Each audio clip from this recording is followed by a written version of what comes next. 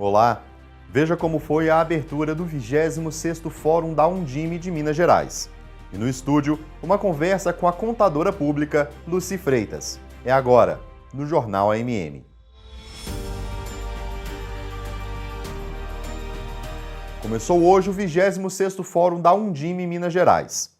A abertura do evento contou com a participação do presidente da AMM. Confira. Olha, a parceria da AMM é essencial, né, nesse trabalho do dia a dia, na fala junto aos secretários, nas nossas intervenções que nós temos que fazer. Então, eu acho que sempre a parceria da AMM, ela só veio a somar, né, com o propósito da Undime. A AMM talvez seja uma das associações mais bem-sucedidas do Brasil, né, em termos de integração dos municípios com o Estado.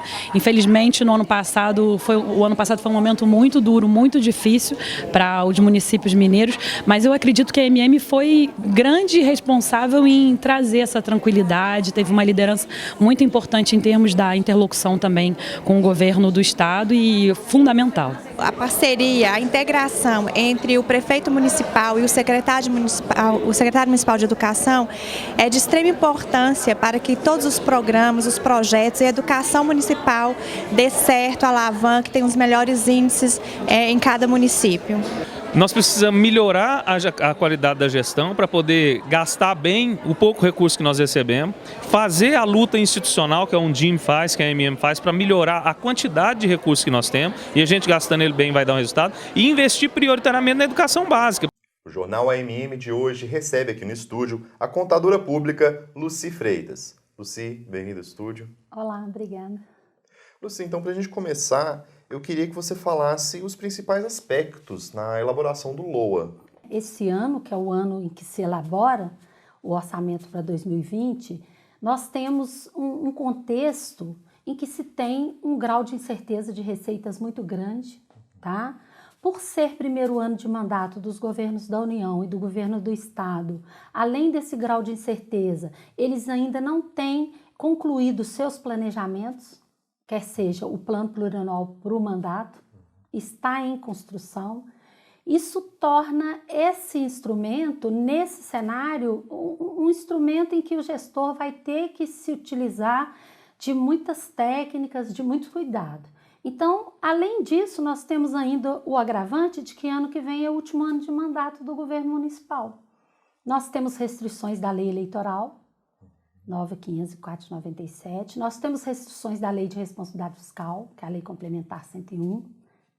Então, todo esse cenário, e nós ainda temos as adequações técnicas, mudanças nas classificações de receitas, despesas, e um outro desafio ainda, que são hoje os chamados planos nacionais e municipais. Como é que os municípios podem tratar essas restrições? Restrição de realização de transferência voluntária nos 180 dias anteriores à eleição, né?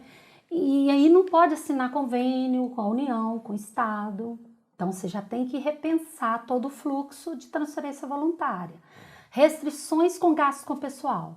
Nos 180 dias anteriores ao final do mandato, não pode contratar pessoal, aumentar salário.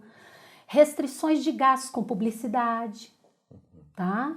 Restrições de distribuição a título gratuito, não pode distribuir nada para os cidadãos.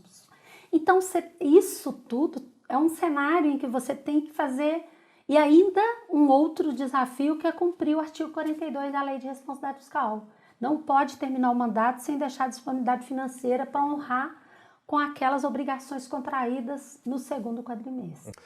Agora, em caso de orçamentos aprovados, como é que os municípios fazem para evitar as irregularidades na execução deles? Então, o município tem que se ater ao PPA vigente, que é o planejamento do mandato, a lei de diretriz orçamentária, que nesse momento também tramita nos legislativos.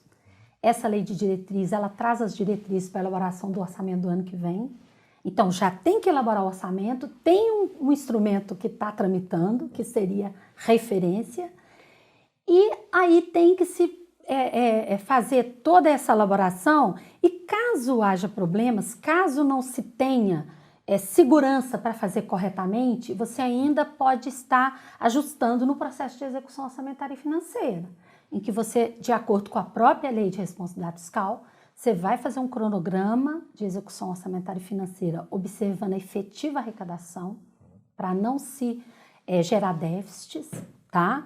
E aí, nesse contexto, você tem que cumprir os limites constitucionais, saúde, educação, os limites de gasto com a folha, com o legislativo. Tá certo, professora. Muito obrigado aqui pela sua De nada, disponha. E o Jornal AMM de hoje fica por aqui. Para mais informações é só acessar portalamm.org.br.